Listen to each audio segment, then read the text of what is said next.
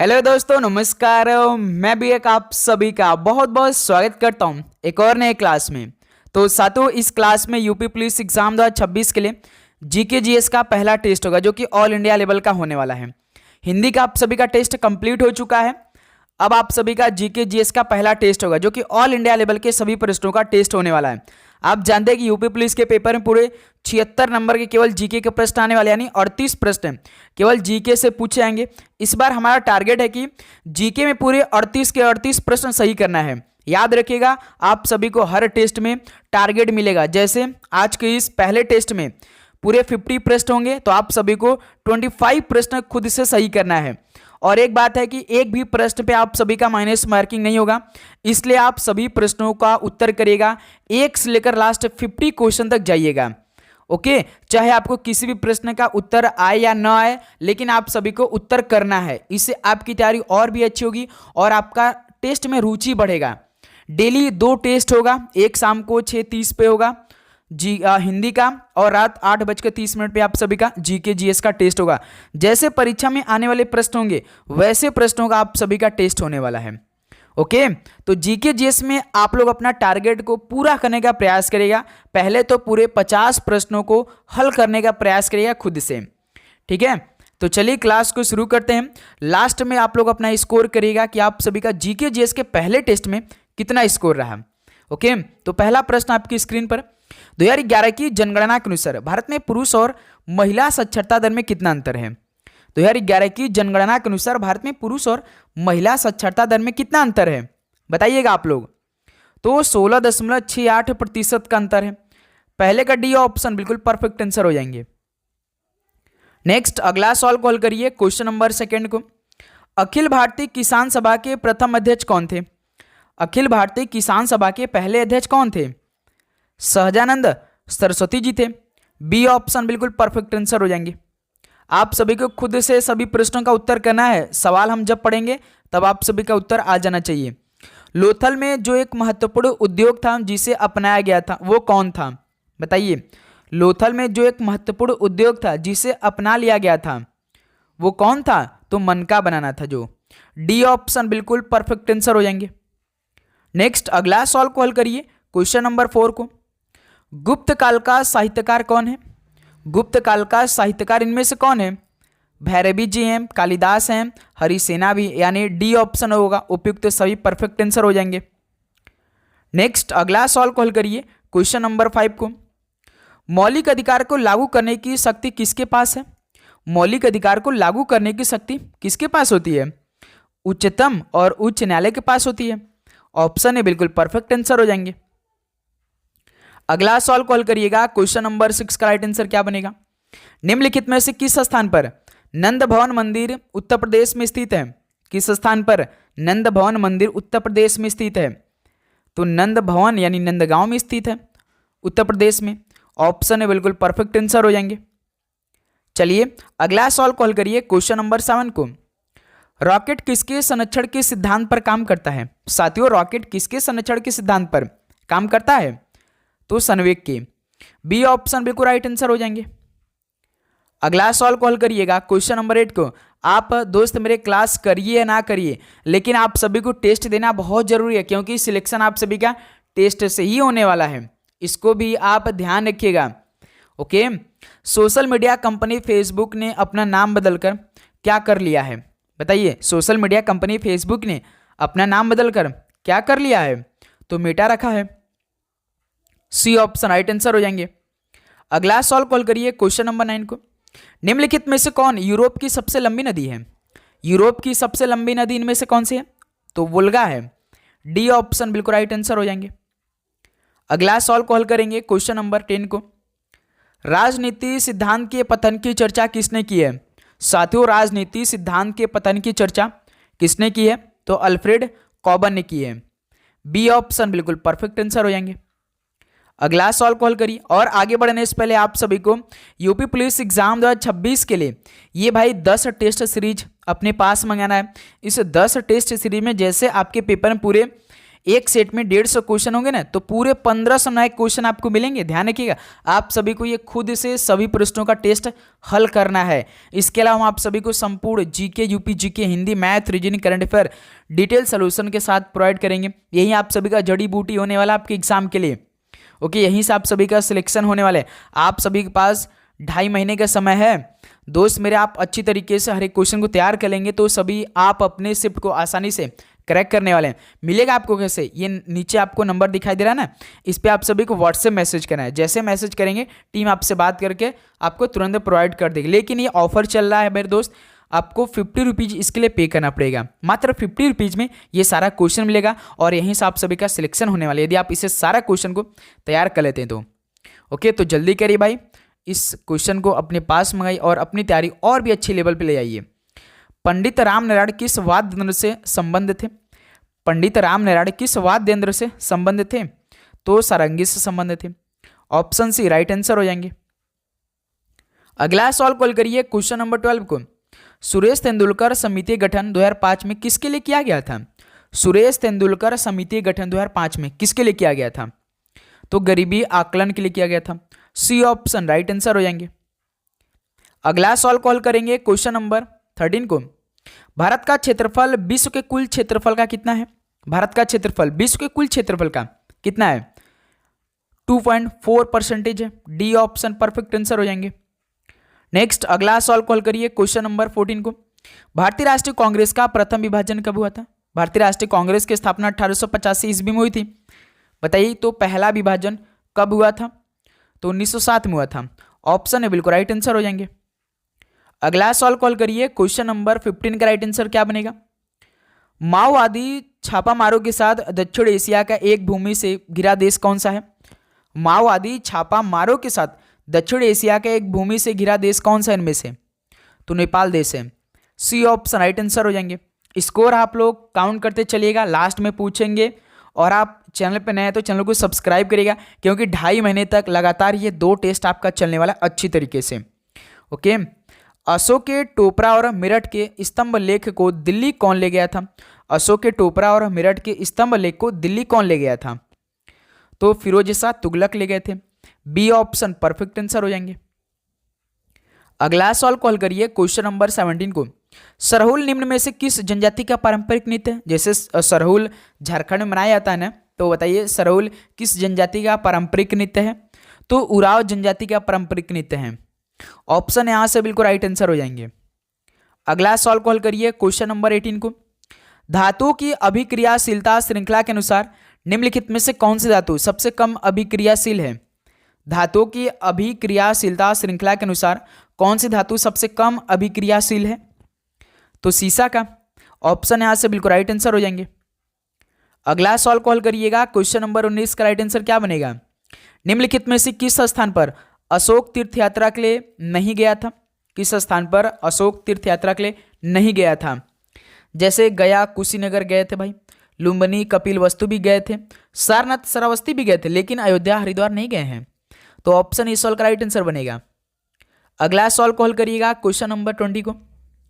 निम्नलिखित में से कौन सा संगठन भारत में मुद्रा नोट जारी करता है? कौन सा संगठन भारत में मुद्रा नोट को जारी करता है? आरबीआई बैंक करते हैं भाई। बी ऑप्शन बिल्कुल राइट आंसर हो जाएंगे। अगला सवाल कॉल करिए क्वेश्चन नंबर 21 को। किस वर्ष में महिलाओं के सशक्तिकरण के लिए राष्ट्रीय नीति पेश की गई थी? साथियों, किस वर्ष में महिलाओं के लिए सशक्तिकरण के लिए राष्ट्रीय नीति पेश की गई थी? 2001 में पेश की गई थी। डी ऑप्शन बिल्कुल राइट आंसर हो जाएंगे। अगला सवाल कॉल करिए क्वेश्चन नंबर 22 को। भारत की पहली स्वदेशी रूप से विकसित परमाणु पनडुब्बी का नाम क्या है? भारत की जो पहली स्वदेशी रूप से विकसित परमाणु पनडुब्बी का नाम क्या है? INS अरिहंत है। सी ऑप्शन राइट आंसर हो जाएंगे। अगला सवाल कॉल करेंगे क्वेश्चन नंबर 23 को। राज्य लोक सेवा आयोग के अध्यक्ष और अन्य सदस्यों की नियुक्ति कौन करता है? राज्य लोक सेवा आयोग के अध्यक्ष और अन्य जो सदस्य होते हैं इनकी नियुक्ति कौन करते होंगे? बताइए। राज्य के जो राज्यपाल होते हैं ये नियुक्त करते हैं। डी ऑप्शन बिल्कुल राइट आंसर हो जाएंगे। अगला सवाल कॉल करिए क्वेश्चन नंबर 24। 1 डिग्री अक्षांश लगभग कितने किलोमीटर के बराबर होता होगा? बताइए। 1 डिग्री अक्षांश लगभग कितने किलोमीटर के बराबर होता है? तो लगभग 111 किलोमीटर के बराबर होता है। ऑप्शन ए राइट आंसर हो जाएंगे। अगला सवाल कॉल करिए, क्वेश्चन नंबर 25 का राइट आंसर क्या बनेगा?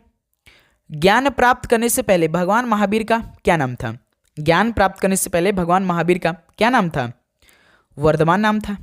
ऑप्शन यहां से बिल्कुल राइट आंसर हो जाएंगे। 25 सवाल कंप्लीट हो गया, 25 सवाल और बाकी हैं।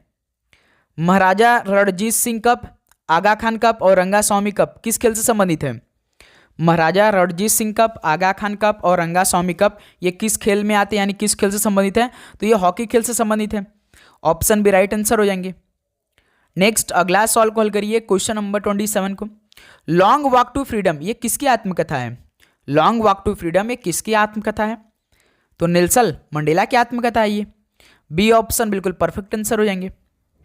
नेक्स्ट अगला सवाल कॉल करिए, क्वेश्चन नंबर 28 को। चीन ने तिब्बत पर आक्रमण कब किया? चीन ने तिब्बत पर आक्रमण कब किया था भाई? तो 1950 में।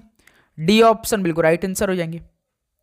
अगला सवाल कॉल करिए, क्वेश्चन नंबर 29 को। कोणीय आवृत्ति के एसआई इकाई क्या है? कोणीय आवृत्ति के एसआई इकाई क्या होती है? रेडियन पर सेकेंड होता है। बी ऑप्शन परफेक्ट आंसर हो जाएंगे। ऐसे लिखा रहता है रेड पर एस, ठीक है। नेक्स्ट अगला सवाल कॉल करिए, क्वेश्चन नंबर 30 को। राष्ट्रीय कैंसर जागरूकता दिवस की घोषणा पहली बार किस वर्ष में की गई थी? राष्ट्रीय कैंसर जागरूकता दिवस की घोषणा पहली बार किस वर्ष में की गई थी? तो वर्ष 2014 में की गई थी। सी ऑप्शन बिल्कुल राइट आंसर हो जाएंगे। नेक्स्ट अगला सवाल कॉल करिए, क्वेश्चन नंबर 31 को। भारत में स्वर्ण सिक्कों को बड़े पैमाने पर जारी करने वाले पहले राजा कौन थे? बताइए, भारत में स्वर्ण सिक्कों को बड़े पैमाने पर जारी करने वाले पहले राजा इनमें से कौन बने थे? तो कुषाण बने थे। डी ऑप्शन परफेक्ट आंसर हो जाएंगे। नेक्स्ट अगला सवाल कॉल करिए, क्वेश्चन नंबर 32 को। पूनम वाड़ी पुस्तक के लेखक कौन है? पूनम वाड़ी पुस्तक के लेखक कौन है? तो पूनम कलरा है, नाम भी इनसे जुड़ा है। बी ऑप्शन राइट आंसर हो जाएंगे। अगला सवाल कॉल करिए, क्वेश्चन नंबर 33 को। निम्न में से कौन सा देश भारत का पड़ोसी देश नहीं है? साथियों, कौन सा देश भारत का पड़ोसी देश नहीं है? तो जैसे चीन है, भूटान है, नेपाल है, इंडोनेशिया है, नहीं है। तो बी ऑप्शन बिल्कुल राइट आंसर हो जाएंगे। नेक्स्ट अगला सवाल कॉल करिए, क्वेश्चन नंबर 34 को। निम्नलिखित में से कौन सा एक विश्व का सबसे शुष्क मरुस्थल है? कौन सा इनमें से एक विश्व का सबसे शुष्क मरुस्थल है? आताकामा, यानी आटाकामा भी कहीं कहीं लिखा रहता है, आताकामा भी लिखा रहता है। गोबी मरुस्थल है, सहारा मरुस्थल है या कालाहारी मरुस्थल है? विश्व का सबसे शुष्क मरुस्थल इनमें से कौन सा है? तो आताकामा है। ऑप्शन यहां से बिल्कुल राइट आंसर हो जाएंगे। अगला सवाल कॉल करिए, क्वेश्चन नंबर 35 को। वाराणसी के विश्वनाथ मंदिर का निर्माण किसके द्वारा किया गया? वाराणसी के विश्वनाथ मंदिर का निर्माण किसके द्वारा किया गया था? तो रानी अहिल्याबाई के द्वारा किया गया। ऑप्शन ए सवाल का बिल्कुल राइट आंसर हो जाएंगे। अगला सवाल कॉल करिए, क्वेश्चन नंबर 36 को। इंद्रधनुष के निर्माण के दौरान निम्नलिखित में से कौन सी परिघटना शामिल नहीं है? बताइए, इंद्रधनुष के निर्माण के दौरान कौन सी परिघटना शामिल नहीं है? तो परिक्रीडन, ये परिघटना शामिल नहीं है। बी ऑप्शन बिल्कुल राइट आंसर हो जाएंगे। नेक्स्ट अगला सवाल कॉल करिए, क्वेश्चन नंबर 37 को। भारत के संविधान के अनुच्छेद 371 जी में विशेष प्रावधान किस राज्य की स्थिति से संबंधित है? भारत के संविधान के अनुच्छेद 371 जी में विशेष प्रावधान किस राज्य की स्थिति से संबंधित है? तो मिजोरम राज्य से संबंधित है। सी ऑप्शन बिल्कुल राइट आंसर है। अगला सवाल कॉल करिए, क्वेश्चन नंबर 38 को। उष्ण तथा सूखा पवन समाल जो कि एक स्थानीय हवा है, ये कहाँ पाई जाती है? उष्ण तथा सूखा पवन समाल जो कि एक स्थानीय हवा है, कहाँ पाई जाती है? ये मेसोपोटामिया में पाई जाती है। डी ऑप्शन बिल्कुल राइट आंसर हो जाएंगे। अगला सवाल कॉल करिए, क्वेश्चन नंबर 39 को। दक्षिण एशियाई क्षेत्रीय सहयोग संगठन सार्क का मुख्यालय कहाँ स्थित है? सार्क का मुख्यालय की बात करेंगे तो काठमांडू, नेपाल के काठमांडू में स्थित है। ऑप्शन परफेक्ट आंसर हो जाएंगे। अगला सवाल कॉल करिए, क्वेश्चन नंबर 40 को। पन्नालाल घोष एक प्रसिद्ध कौन से वादक और संगीतकार हैं? पन्नालाल घोष एक प्रसिद्ध कौन से वादक रह चुके हैं और संगीतकार हैं? तो बांसुरी वादक और संगीतकार है पन्नालाल घोष एक प्रसिद्ध है। बी ऑप्शन राइट आंसर हो जाएंगे। अगला सवाल कॉल करिए, क्वेश्चन नंबर 41 को। ग्रामीण अवसंरचना विकास कोष यानी RIDF के तहत किसे बनाया गया है? बताइए, RIDF के तहत किसे बनाया गया है? तो नाबार्ड को बनाया गया। ध्यान रखिएगा, महत्वपूर्ण सवाल है। बी ऑप्शन परफेक्ट आंसर हो जाएंगे। भाई आप चैनल को जरूर सब्सक्राइब करने के बाद नोटिफिकेशन को ऑन करेंगे, क्योंकि आपका एक लाइक और एक सब्सक्राइब मेरे दोस्त हमें मोटिवेट करता है कि आपके लिए हम इतना मेहनत करते, बहुत ही शानदार तरीके से हर एक टाइप का क्वेश्चन आपके बीच आएंगे। ओके, अरब सागर में कौन सा द्वीप देश भारत का पड़ोसी देश है? अरब सागर में कौन सा द्वीप देश भारत का पड़ोसी देश है? सॉल्व करिए, तो मालदीव है। ऑप्शन है परफेक्ट आंसर हो जाएंगे। नेक्स्ट अगला सॉल्व कॉल करिए क्वेश्चन नंबर 43 को। निम्न में से किस भारतीय राज्य की सीमा चीन से नहीं लगती है? किस भारतीय राज्य की सीमा चीन से नहीं लगती है? तो बिहार की नहीं लगती है। ऑप्शन बी परफेक्ट आंसर हो जाएंगे। अगला सॉल्व कॉल करिए क्वेश्चन नंबर 44 को। भारतीय बंदरगाह की पहचान कीजिए जो अपने पड़ोसी देशों को बंदरगाह की सुविधा प्रदान करता है। साथियों, भारतीय बंदरगाह की आपको पहचान करना है जो अपने पड़ोसी देशों को बंदरगाह की सुविधा प्रदान करता है, तो वो कोलकाता बंदरगाह, ध्यान रखिएगा। ऑप्शन ए परफेक्ट आंसर हो जाएंगे।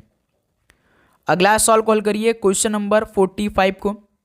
मोंग मोंग त्यौहार किस भारतीय राज्य का एक फसल त्यौहार है? दोस्त मेरे, मोंग मोंग त्यौहार किस भारतीय राज्य का एक फसल त्यौहार है? तो ये नागालैंड का एक फसल त्यौहार है। सी ऑप्शन राइट आंसर हो जाएंगे। नेक्स्ट अगला सॉल्व कॉल करिए क्वेश्चन नंबर 46 को। संतुलित आहार में कौन से सुरक्षात्मक पोषक तत्व होते हैं? दोस्त मेरे, संतुलित आहार में कौन से सुरक्षात्मक पोषक तत्व होते हैं? एक विटामिन एवं खनिज दोनों होते हैं। सी ऑप्शन राइट आंसर हो जाएंगे। अगला सॉल्व कॉल करिए क्वेश्चन नंबर 47 को। भारत का वह कौन सा पड़ोसी देश है जहां रुपए को मुद्रा के रूप में उपयोग नहीं किया जाता है? जैसे पाकिस्तान में होता है, नेपाल में होता है, श्रीलंका में होता है, लेकिन बांग्लादेश टक्की होती है भाई, बांग्लादेशी टक्की होता है, टका इस्तेमाल होता है। तो डी ऑप्शन परफेक्ट आंसर हो जाएंगे। अगला सॉल्व कॉल करिए क्वेश्चन नंबर 48 को। जब श्वेत प्रिज्म से होकर गुजरता है तो सबसे कम मुड़ने वाला रंग कौन सा होता है? जब श्वेत प्रिज्म से होकर गुजरता है तो सबसे कम मुड़ने वाला रंग कौन सा होता है? नीला, लाल, नारंगी, बैगनी, कौन सा ऐसा कलर है जो कि सबसे कम मुड़ता है? तो लाल है। बी ऑप्शन बिल्कुल परफेक्ट आंसर हो जाएंगे। अगला सॉल्व कॉल करिए क्वेश्चन नंबर 49 को। अनब्रेकेबल के लेखक कौन है? अनब्रेकेबल के लेखक इनमें से कौन है? तो MC मैरी कॉम जी हैं। ऑप्शन परफेक्ट आंसर हो जाएंगे। तो साथियों एक सवाल आप बता सकते हैं, आपके पेपर में पूछा गया सवाल है, जो MC मैरी कॉम है ये भारोत्तोलन खेल से संबंधित है, तो ये किस राज्य से संबंधित है? ये बताइए आप कमेंट सेक्शन में। डायरेक्ट ये सवाल पूछेगा कि जो MC मैरी कॉम है वो किस राज्य से बिलोंग करती है, यानी संबंधित है। बताइए, ये सवाल आपके लिए होमवर्क रहेगा। चलिए भाई, GK GS टेस्ट का लास्ट सवाल आपकी स्क्रीन पर। संविधान का कौन सा अनुच्छेद अंतर्राज्यीय जल विवादों के निपटारे का प्रावधान करता है? संविधान का कौन सा अनुच्छेद अंतर्राज्यीय जल विवादों के निपटारे का प्रावधान करता है? तो अनुच्छेद 262 में इसका वर्णन है। बी ऑप्शन परफेक्ट आंसर हो जाएंगे। दोस्त मेरे फाइनली 50 सवाल कंप्लीट हो गया। क्या आप सभी का केवल 25 सवाल सही हुआ? ईमानदारी के साथ बताइए। लगातार इसी तरह क्लास आप सभी के बीच आएगी। आपको डेली क्लास करनी है मेरे दोस्त। चैनल को आप सब्सक्राइब करके नोटिफिकेशन को ऑन करिए। ओके, क्लास यदि अच्छा लगा हो तो लाइक जरूर करिएगा। लाइक आप बिल्कुल भी नहीं भूलेंगे भाई, लाइक कर देंगे, सब्सक्राइब करके नोटिफिकेशन को ऑन करेंगे और डेली क्लास करेंगे। ओके, तो चलिए इस क्लास को यहीं पर समाप्त करते हैं। मिलते हैं एक और नए क्लास के साथ। आप सभी को जय हिंद, जय भारत। पढ़ाई करते रहिए। All the very best. धन्यवाद।